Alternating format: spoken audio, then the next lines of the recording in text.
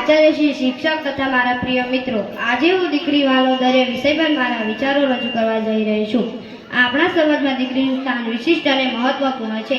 દીકરી એકમાત્ર પરિવારનો સભ્ય નથી, પરંતુ પ્રેમ, લાગણી, મમતા અને સંસ્કારનો જીવન સ્વરૂપ છે. એટલે કહેવામાં આવે છે કે દીકરી વાલો દરિયો. તેના હાસ્યથી ઘર ગુંજી ઉઠે છે, તેના પ્રેમથી ઘરમાં એક જૂથ રહે છે અને તેના સંસ્કારથી ઘરની શોભા વધે છે. એક સમય એવો હતો કે દીકરીને દીકરાથી ઓછી માનવામાં આવતી હતી, પરંતુ આજે સમય બદલાઈ ગયો છે. આજે દીકરીઓ સાબિત કરી દીધું છે કે કોઈ પણ ક્ષેત્રમાં તે દીકરાઓથી પાછળ નથી. જો યોગ્ય તરીકે પ્રોત્સાહન મળે તો દીકરીઓ પણ આકાશ આંબી શકે છે. મિત્રો, આપણે ઘણીવાર સાંભળ્યું હશે કે દીકરી બે ગુણને તારે છે. આ કહેવતનો અર્થ ઘણો ઊંડો છે. દીકરી પોતાના માતા પિતાના ઘરે સ્નેહ અને સંસ્કારથી બધાનું મન જીતી લે છે. ત્યારબાદ સાસરિયામાં પણ તે પોતાના સ્નેહ, ધૈર્ય, સંસ્કારથી નવા પરિવારને સુખી બનાવે છે. આમ તો તે પોતાના પિયર અને સાસરિયાનું બંનેનું નામ રોશન કરે છે. એટલે તેને બે ગુણ તારનારી કહે છે.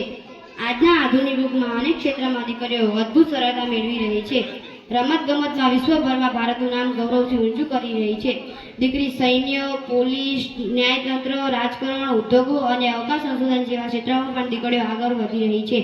આપણે ગર્વ અનુભવીએ છીએ કે ભારતની અનેક મહિલા વિશ્વ સ્તરે પોતાની પ્રતિભાને પરિચય આપે છે. ડૉક્ટર, પાયલોટ અને શિક્ષકનું મહત્વ આપી રહી છે. અંતમાં હું એટલું જ કહીશ કે દીકરી કોઈનો બોજ નથી, પરંતુ ભગવાનની આપેલી અમૂલ્ય ભેટ છે. દીકરી પ્રેમ છે, લાગણી છે, સંસ્કાર છે અને પરિવારનું ગૌરવ છે. દીકરી બે ગુણને તારે છે. દીકરી વાલનો દરિયો છે.